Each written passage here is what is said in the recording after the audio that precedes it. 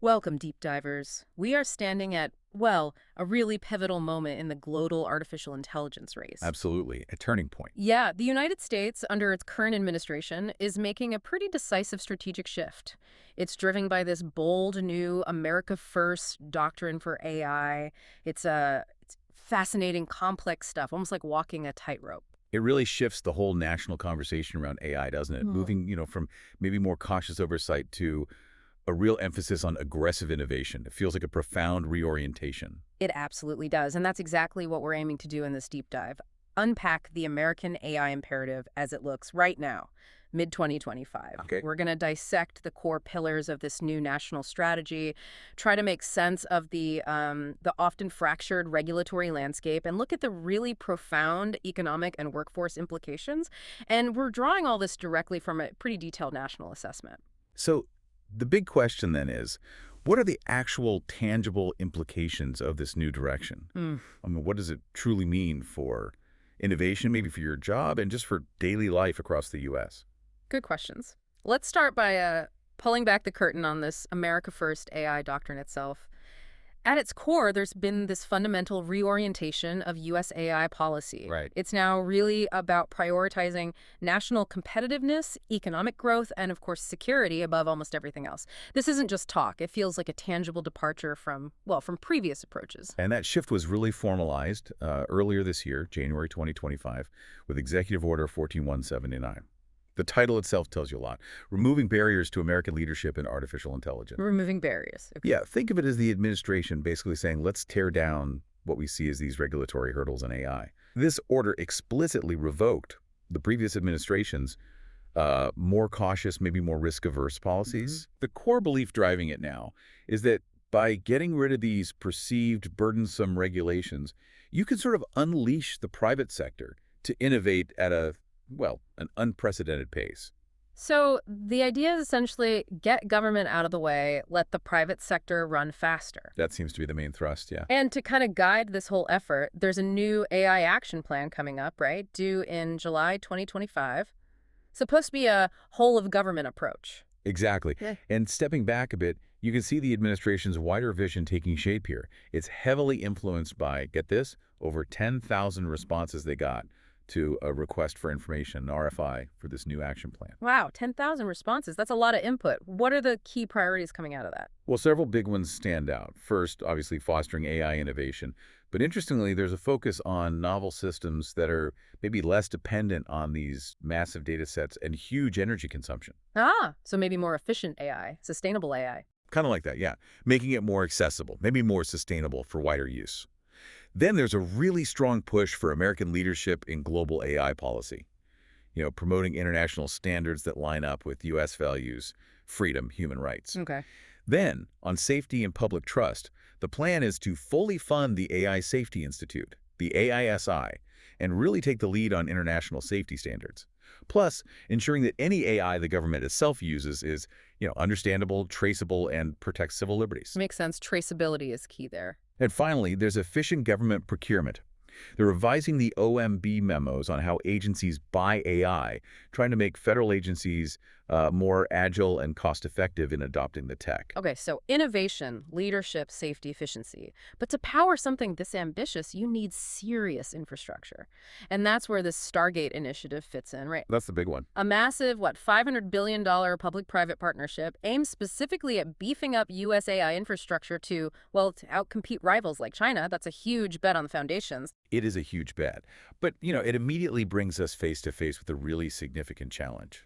This fractured regulatory landscape we mentioned. Ah, yes. There's a notable, significant disconnect in U.S. AI regulation. And a lot of that stems from the controversial failure of a federal attempt to pass a 10-year moratorium on state and local AI laws. Oh, I remember that. That was quite a battle in Washington, wasn't it? This idea of a federal freeze on state AI rules for a decade. Exactly. But it ran into this powerful bipartisan backlash, just got hammered. It was eventually stripped out of a Senate bill by a near-unanimous vote. Why such strong opposition? Well, the main argument was that it would basically tie states' hands, preventing them from enforcing critical protections they felt were needed right away. Plus, you had the whole states' rights argument kicking in pretty hard. Okay, so the federal pause failed. What happened next? The immediate consequence is pretty fascinating. It triggered what some are calling a gold rush of state legislation. We're seeing, believe it or not, over 1,000 AI-related bills introduced at the state level in 2025 alone. 1,000. That's chaotic. It's more than chaotic. It's creating this regulatory labyrinth. It makes compliance an absolute nightmare for any business that operates across state lines. And you have to ask, right, does this state-level frenzy actually end up stifling the very innovation the federal government says it wants to unleash? That's a critical question. It seems like a serious hurdle for businesses. So, what are the main things these state laws are zeroing in on? What kind of areas? They seem to be clustering around several key areas. Transparency is a huge one.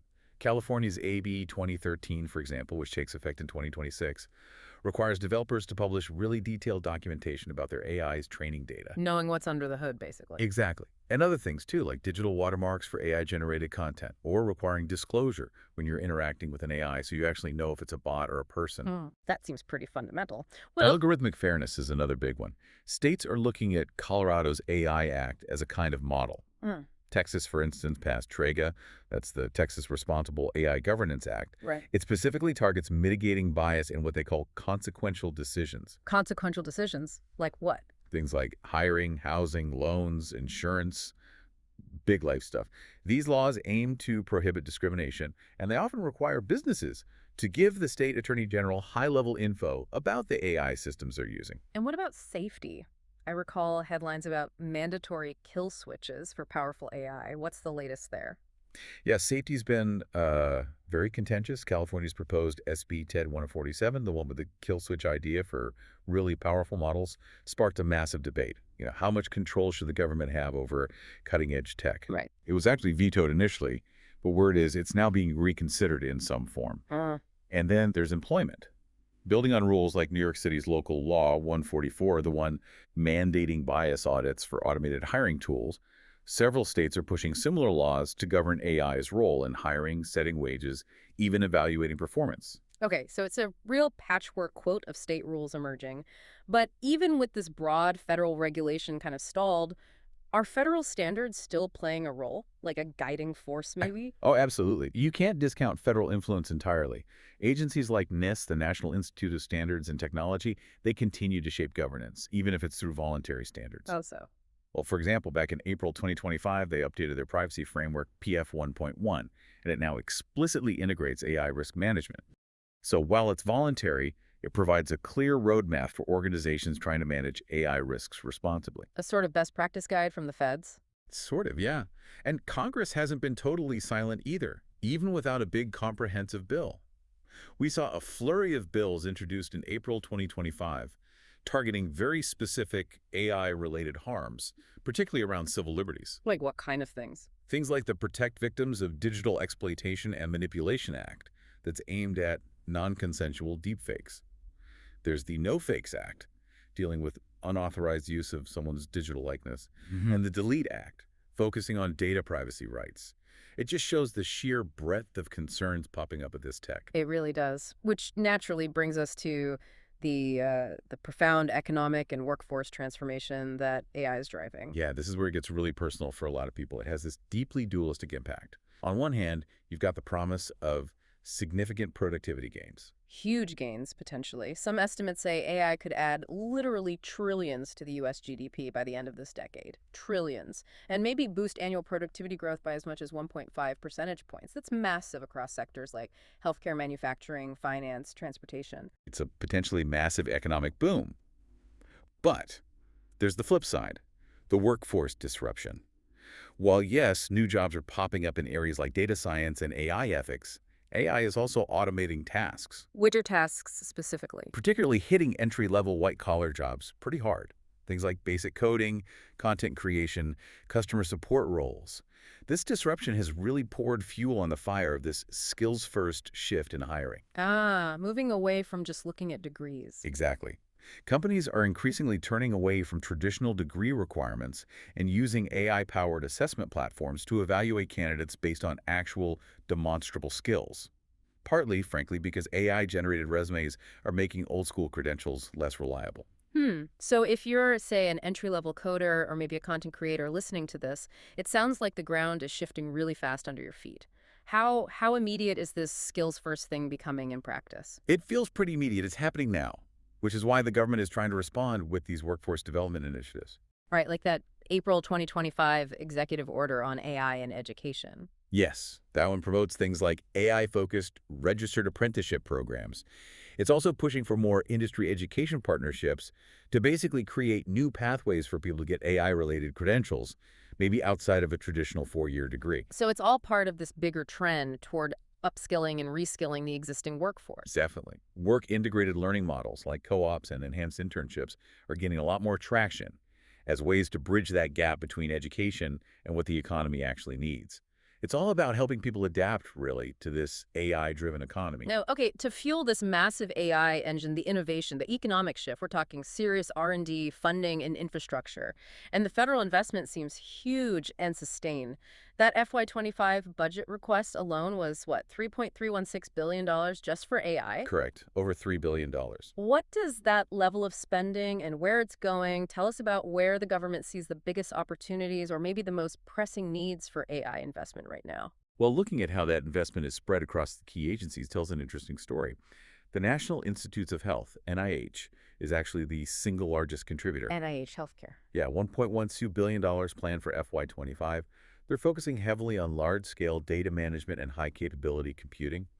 It's a really clear signal about AI's massive potential in medical research and health. Okay, that makes sense. Who else? The National Science Foundation, NSF, has requested $2.05 billion dollars for broader IT and AI R&D. They're driving a lot of the fundamental research and also workforce development initiatives.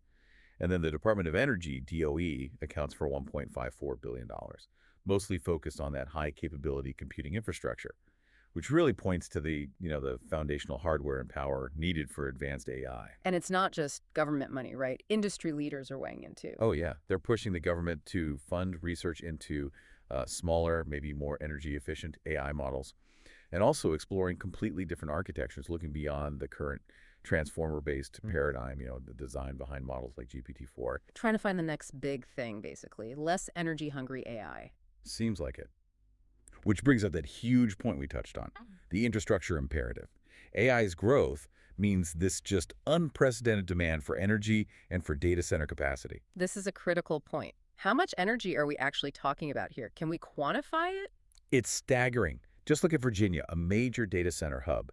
Data centers accounted for 21% more than a fifth of Dominion Energy's total electricity sales there in late 2022. 21%. Wow. And that demand is projected to more than double by 2040. This energy boom is driving forecasts of over $200 billion in just infrastructure investments, data centers, power grids by 2030. 200 billion by 2030. That's incredible. And the administration is responding pretty directly to these energy demands or with some very controversial executive actions. Extremely controversial, some would say. Yes, that includes directing the Department of Energy to pinpoint federal land suitable for rapid construction of new AI data centers. Using federal land, okay. And perhaps even more controversially, there was an executive order aimed at promoting, believe it or not, coal-powered infrastructure, specifically to meet AI's projected energy needs. Coal. In 2025, that sounds politically charged, to say the least. What are the main criticisms or trade-offs people are pointing out about this really aggressive push for AI infrastructure, especially given environmental concerns? Well, the criticisms are exactly what you'd expect. They center heavily on the potential environmental impact of doubling down on fossil fuels, which obviously runs counter to a lot of stated climate goals. Right. Politically, it forces this really uncomfortable question about balancing innovation with sustainability. Uh, Are we willing to compromise long-term environmental commitments for the short-term energy needs of AI? And this all ties back, of course, to that massive $500 billion Stargate project we mentioned earlier. It just underscores the immense scale, the complexity, and the really tough choices involved in this infrastructure build-out. It's a massive undertaking with huge implications. Now, the impact of AI isn't felt evenly, is it? It really varies across different sectors. Let's maybe touch on a few key ones. National security and defense, for example. Right. The Department of Defense stood up Task Force Lima back in 2023. Its whole job is to assess how generative AI can be used safely and effectively to enhance, war-fighting capabilities, military healthcare, overall readiness. The idea is to reduce the cognitive load on personnel and increase the accuracy of their decisions. So what kind of applications are we talking about in practice? Things like intelligent decision support systems for commanders, aided target recognition, helping analysts spot things faster, and even automated planning for complex military operations. But there must be huge risks too. The dual use problem. Exactly. That's the massive challenge here. AI offers incredible potential for enhancing, say, cyber defense. But those same tools, or similar ones, can empower adversaries. It raises really serious concerns about the proliferation of AI capabilities that could be used for, say, designing bioweapons or launching incredibly sophisticated cyber attacks. So the focus has to be on defense as much as offense. Precisely. There's a huge strategic focus now on public-private collaboration to bolster cyber defenses across the board, and also on developing AI systems for these high-stakes military environments that are robust, transparent, and above all, reliable. Trust is paramount. Okay, shifting gears to healthcare. We mentioned NIH funding, but what's the broader strategy? Well, the Department of Health and Human Services, HHS, released its 2025 strategic plan for AI just recently. It outlines a pretty comprehensive vision for integrating AI into healthcare delivery, biomedical research, and public health functions. What are the potential upsides they see? The potential benefits are pretty significant. Things like enhancing the patient experience, using chatbots or virtual assistants for scheduling or basic questions, improving clinical decision support tools to help doctors with diagnoses or treatment plans, and streamlining burdensome administrative tasks like medical billing and scheduling.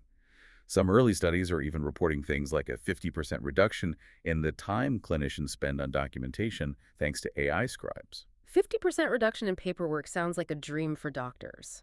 But what are the risks in healthcare? They must be substantial. They are substantial, yes. Patient safety is obviously number one. Ensuring AI tools don't make harmful errors.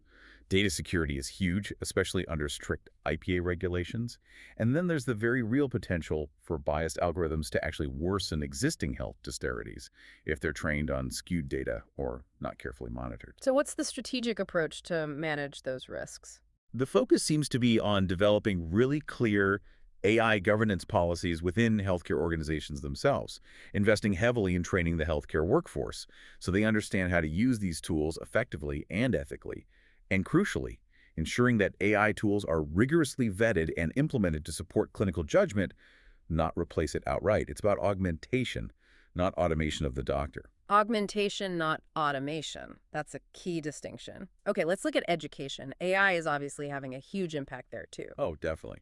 There is that presidential executive order back in April 2025 that established a specific White House task force on artificial intelligence education. What's its mandate? It directs federal agencies to promote AI innovation in schools, so using AI as an educational tool, but also to improve teacher training on AI and to set up public-private partnerships to develop AI educational resources for students and teachers. And our state's moving on this too. Very much so.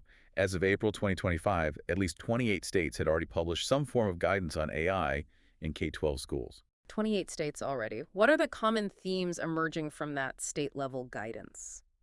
You see a few common threads.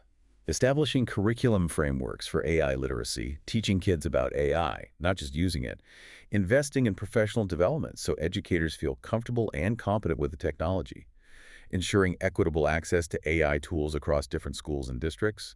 And of course, protecting student data privacy when these tools are used. And what's the bigger picture goal here for education?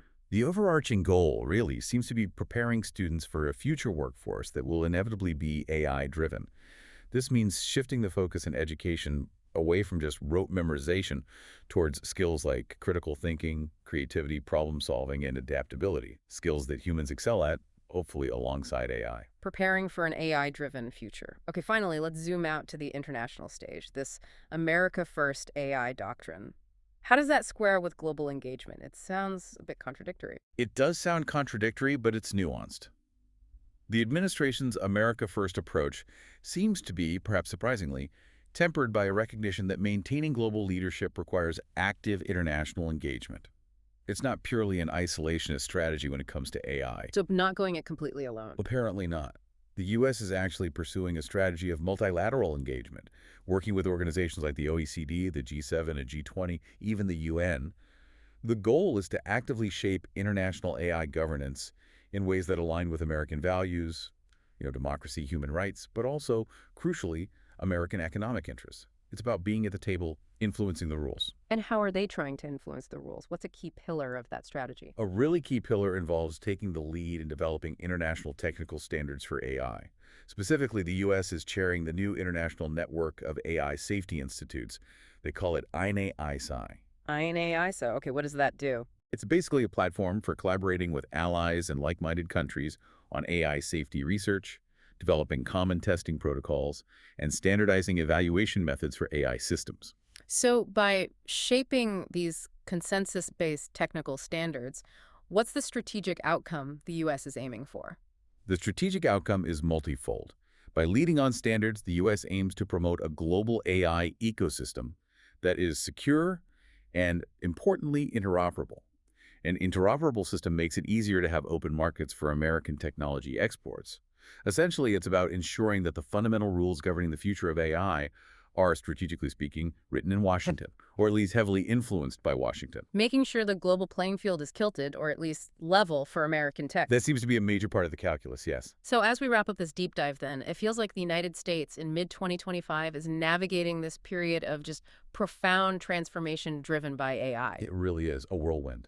Yeah, the administration's very pro-innovation, deregulation-focused agenda has clearly unleashed this torrent of investment and development. We see that with Stargate, the R&D funding. No question, the activity level is incredibly high. But as we've discussed pretty thoroughly, it's also created this incredibly complex landscape. You've got the fragmented regulation at the state level, this dual-edged sword impact of AI on the economy and the workforce, and these just immense, almost daunting infrastructural demands, especially for energy. These really feel like the defining tensions of this moment. They absolutely are. And it underlines that the American AI imperative isn't just, a technological race against China or anyone else. It's actually a much deeper test. It's a profound test of the nation's capacity for strategic foresight, for adaptive governance in the face of rapid change, and maybe most importantly, for inclusive growth, ensuring the benefits are shared broadly.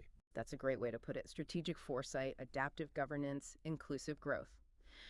So, the final thought for you, our listeners, to maybe ponder: what aspects of this really delicate balancing act, innovation versus regulation, economic growth versus workforce disruption, energy needs versus environmental goals, what aspects for you will ultimately define America's AI future most profoundly? It's worth thinking about. Definitely. We encourage you to keep exploring how all these developments might impact your own field, your own work, or even just your daily life. Thanks for diving deep with us.